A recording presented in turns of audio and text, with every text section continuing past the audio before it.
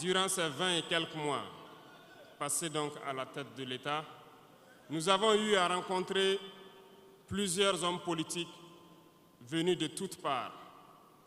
Nous avons rencontré des centaines de diplomates venus de toutes parts.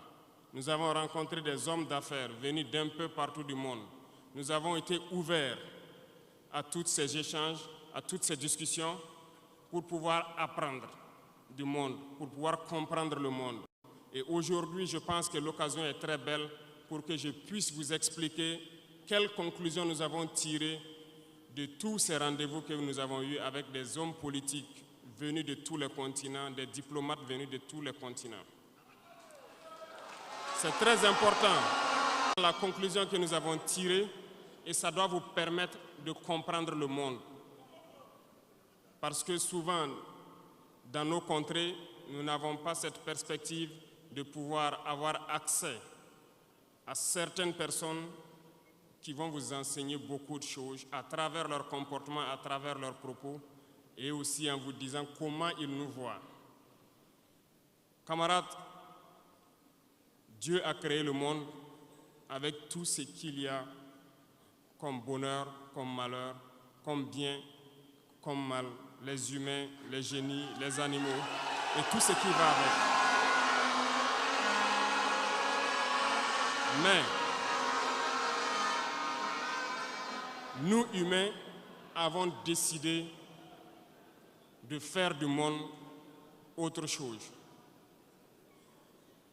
Chez les impérialistes, ils ont une vision du monde que je m'en vais vous expliquer. Le monde se résume en un triangle pour eux.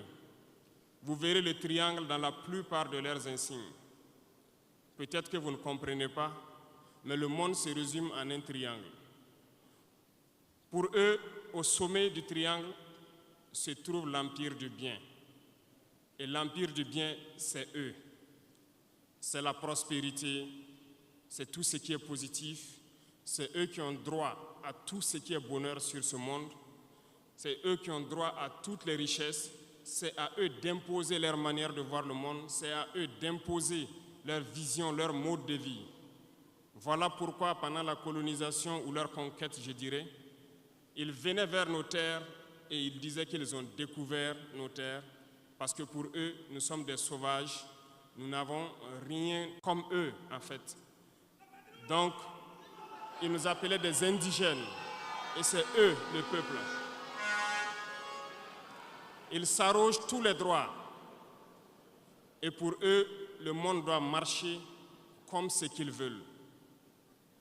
C'est simple, je prendrai quelques exemples. Regardez à travers leurs films, ils ont préparé l'esprit de leur peuple pour les faire comprendre qu'ils sont les meilleurs. C'est eux qui doivent tout posséder. Vous ne direz pas le contraire.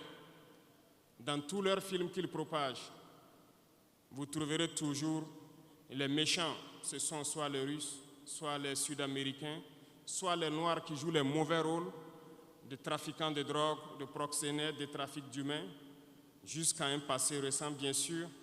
Vous trouverez les Arabes qui jouent le rôle des terroristes. Voilà un peu comment ils perçoivent le monde.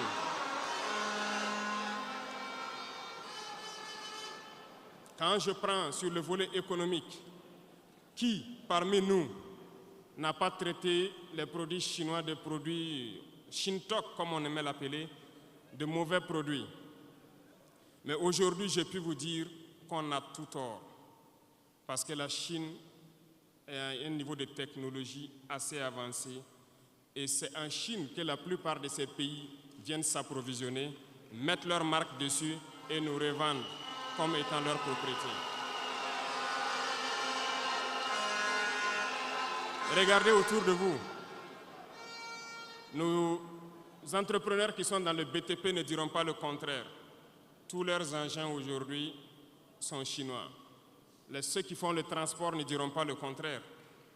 Ils nous ont menti parce que nous avons fait le tour du monde un peu dans ces 20 mois pour chercher des entreprises, pour chercher des usines. Et nous avons compris que tout revenait là-bas. Mais par leur communication, ils nous ont amenés à détester tous les produits chinois, à vouloir nous faire comprendre que ce qui est bon venait de chez eux.